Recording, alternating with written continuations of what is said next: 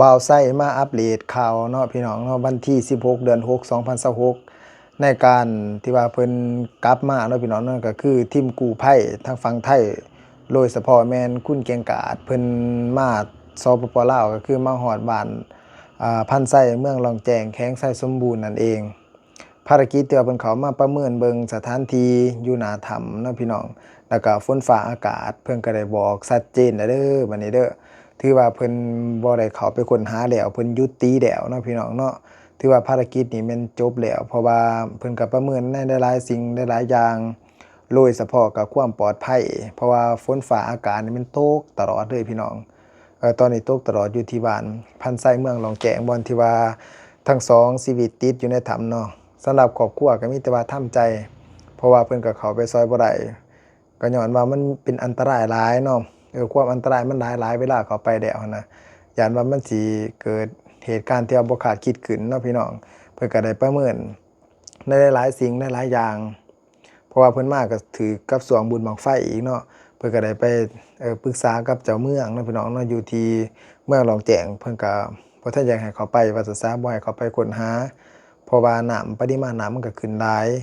อีกอย่างมันก็สิลำบากถ้าว่ามันไปเกิดอุบัติเหตุกับกู้ภัยเนาะมันแฮ่งสิยาก ไปกันใหญ่ว่าซะสำหรับบ่าวไส้ถือว่าเพิ่นยุตินี่บ่าวไส้ก็ถือว่า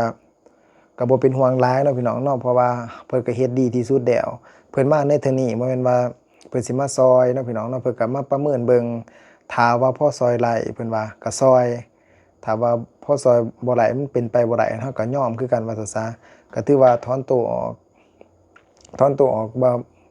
บ่ทันได้ซอยในตอนนี้ถ้าว่าฝนฟ้าอากาศบ่ตก5-6วัน เป็นทิศหนึ่งเพิ่นก็สิกลับมาซ้อมมืออีกอยู่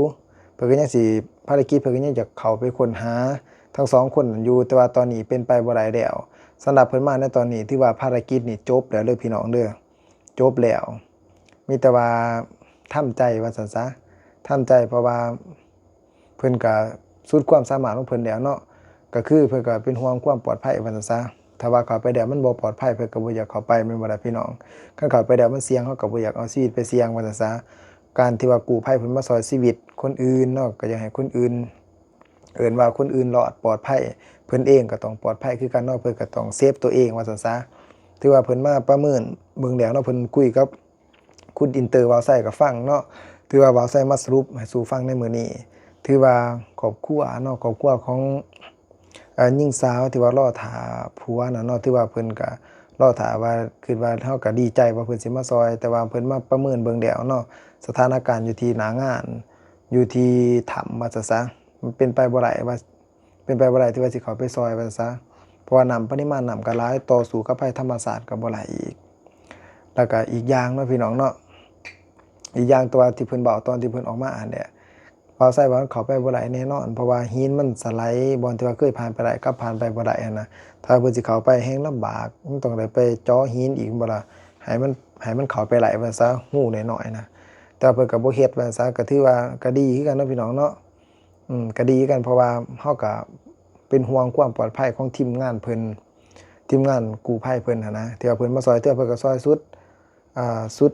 ความสามารถของเพิ่นก็เป็นห่วงเป็นใยเฮาว่าซั่นซะกลับเมืองฮอดบ้านเพิ่นเนาะกาฬสินธุ์ฝั่งไทยเพิ่นก็ยังว่าซั่นซะเว้าง่ายๆว่าซะนอนตาบ่หลับจะกลับมาซอย แต่ว่ากลับมาแล้วมาเบิ่งแล้วมาประเมินเบิ่งทุกสิ่งทุกอย่างแล้วเฮาก็เข้าใจนำกันเนาะพี่น้องเนาะก็ยอมรับความจริงว่าซั่นซะเพิ่นก็ช่วยบ่ได้เข้าไปบ่ได้ว่าซั่นซะก็ถือว่าทั้งสองชีวิตก็เพิ่นเข้าไปช่วยบ่ได้เนาะบางที่เฮาฮู้เนี่ยพี่น้องก็มีแต่ว่าทั้งครอบครัวก็ทำใจว่าซั่นซะบ่าวไส้ก็บ่เว้าหยังหลายเนาะพี่น้องเนาะภารกิจนี้ถือว่าจบแล้วในการค้นหาสองชีวิตที่ว่าติดอยู่ในถ้ำเนาะก็โชคดีเนาะก็ถือว่าดีที่ว่าเพิ่นได้ช่วยมาได้ทั้ง5คนเนาะพี่น้อง พี่น้องฝั่งไทยมีความคิดเห็นแนวใดเนาะหรือว่าพี่น้องฝั่งลาวที่ว่าติดตามเนาะเพิ่นบ่เข้าไปซอยสำหรับบ่าวไส้นี่ก็สำหรับบ่าวไส้ดีได้เพราะญาติเพิ่นเข้าไปแล้วมันเสี่ยงหั้นนะมันเสี่ยงต่อชีวิตเพิ่นเองว่าซั่นหลายๆคนที่ว่าเข้าไปซอยน่ะเพิ่นก็อยากซอยอยู่แต่ว่าเข้าไปแล้วมันเป็นอันตรายมันบ่ปลอดภัยเฮาก็บ่ควรเข้าไปเพิ่นประเมินเบิ่งเบิดทุกอย่างหั้นน่ะว่าซั่นซะเทิงสภาพอากาศเทิงทางเข้าไปในถ้ำน้ำที่ว่ามันเต็มในถ้ำว่าซั่นซะถ้ำก็เป็นถ้ำแคบๆเข้าไปก็ลำบาก ฉะนั้นเพิ่นก็เมื่อเพิ่นประเมินเบิดแล้วเนาะพี่น้องเพิ่นก็บ่เข้าไปว่าซั่นซะบ่ถ้าว่า เพิ่นคุณเก่งกาจมาเบิ่งคันถ้ามันเป็นไปได้เพิ่นก็สิสั่งทีมงานเพิ่นมาทีมงานที่ว่าอยู่ทางฝั่งไทยที่มาเอาท่านเบิดภาษาได้หลายคนนั่นแหละก็สิสั่งทีมงานเพิ่นมาซอยแต่ว่านี่มาเบิ่งหน้างานแล้วมันเป็นไปบ่ได้เพิ่นก็ถอยทับกลับเนาะพี่น้องเนาะเพิ่นก็สิกลับบ้านเพิ่นภาษาเพราะว่าเพิ่นสิมาเนี่ยเพิ่นก็คือสิมาแบบเงียบๆแต่ว่าก็มีคนเห็นภาษาก็คือ FC ที่ว่าติดตามเพิ่นเนาะหักแพงเพิ่นได้หลายพี่น้องเอ้ยอยู่ทางฝั่งลาวเฮานี่หักแพงคุณเก่งกาจแล้วก็ทีมงานกู้ภัยเบิดทุกๆคนเนาะเบิดทุกๆคนก็ถือว่าภารกิจนี้จบไปฟังกันได้พี่น้องบ่าวไส้สิเอาลงให้เบิ่งเด้อซะคำเบาของคุณเก่งกาจที่ว่าเพิ่นเบากับคุณอินเตอร์เพิ่นคุณอินเตอร์คือคนลาวเฮาเนาะคุณอายอินเตอร์ว่าซะเพิ่นเบากัน2คนเนาะพี่น้องเพิ่นเบากัน2คนแล้วก็เพิ่นมาชี้แจงว่าซะเพื่อว่าบ่ให้ทุกคนที่ว่าไปตีข่าวแนวนั้นแนวนี้ว่ามาซอยแดวจังซั่นจังซี่นะที่จริงเนี่ยเพิ่นบ่ได้เข้าไปซอยเนาะพี่น้องเนาะเพิ่นจบภารกิจแล้วฟังนํกันพี่น้องดีเนาะอาจารย์ ไว้เดี๋ยวเจ้าพอดีมื้อนี้ก็มีคำถามเนาะอาจารย์เนาะมีคำถามเชื่อว่าหลายคนก็อยากรู้คำตอบคือกันหลักๆเลยก็คือเนาะ1อาจารย์มาแบบบ่ได้นัดหมาย2ปลายทางของเขาก็คือมาลองแจ้งแสดงว่าเขามายังมาลองแจ้งนี่แล้ววันนี้การที่มาเนี่ยคิดว่ามาเงียบแล้ว แต่หลายคนก็อาจจะอยากรู้คำตอบว่าอาจารย์ต้องมีอีหยังแน่FC แน่ภาพรุดแน่นั่นแหละเนาะตอนนี้อยู่หน้าด้านนั่นแหละพิจารณาพิจารณาแล้วอยากรู้เหตุผลเนาะหลายคนก็อยากรู้ช่วยอาจารย์แนะนำตอบบ้างด้วยว่ามันเป็นยังไงอาจารย์สำหรับในการมาครั้งนี้เอาเนาะก็สบายดีทุกคนก็ยังที่ฮู้กันว่าในกระแสความนิยมในตอนนี้หลายคนก็ติดตามภารกิจเพราะว่าก็ด้วยความเป็นห่วงทั้ง2คนติดอยู่ในถ้ำว่าพวกเขาเนี่ยจะสามารถสานต่อสืบต่อภารกิจได้ซ้ำใดแน่นบ่ก็เลยกลับไปบ้านเนี่ยก็ยังเป็นห่วงอยู่แล้วก็คุยกับทีมอยู่ตลอดอยากหาวิธีซอยเหลือให้ได้ไวที่สุดนะก็เลยเลือกที่จะมาแบบเงียบๆเดินทางมาเนี่ยมาเบิ่งพื้นที่วันนั้นต่อไปมาประเมินเบิ่งสถานการณ์ว่าสถานการณ์เหมาะหรือยังที่จะเปิดภารกิจต่อถ้าเกิดว่าเหมาะก็จะได้สานต่อในเรื่องของเอื่นทีมเข้ามานะฮะแต่ว่าพอมาเบิ่งแล้วนี่ก็ต้องบอกว่าข้อจำกัดในการเฮ็ดเวียกเฮ็ดภารกิจนี่มันยังอยู่ในขอบเขตของความอันตรายอยู่ทั้งมรสุมทั้งน้ำที่มาเติมหลายกว่าเก่าพร้อมหลายกว่าเก่าเรามานี่กับมาตรงยาวาบุญหลวงไฟนะมาตรงยาวาบุญหลวงไฟก็ได้ไปพบท่านเจ้าเมืองน้ำอยู่ในงานบุญหลวงไฟกันปรึกษากันนะว่าเฮ้าเสียจังใดนะก็จะมีแนวทางเปิดภารกิจได้บ่แต่มติส่วนร่วมพี่หน้าเดียวว่านี่มันยังเสี่ยงหลายเลยล่ะนะครับแล้วก็ไทม์ไลน์นี่ยังบ่ทันควรเปิดภารกิจก็ยังบ่สามารถเฮ็ดหยังได้จังหวะพอดีน้อง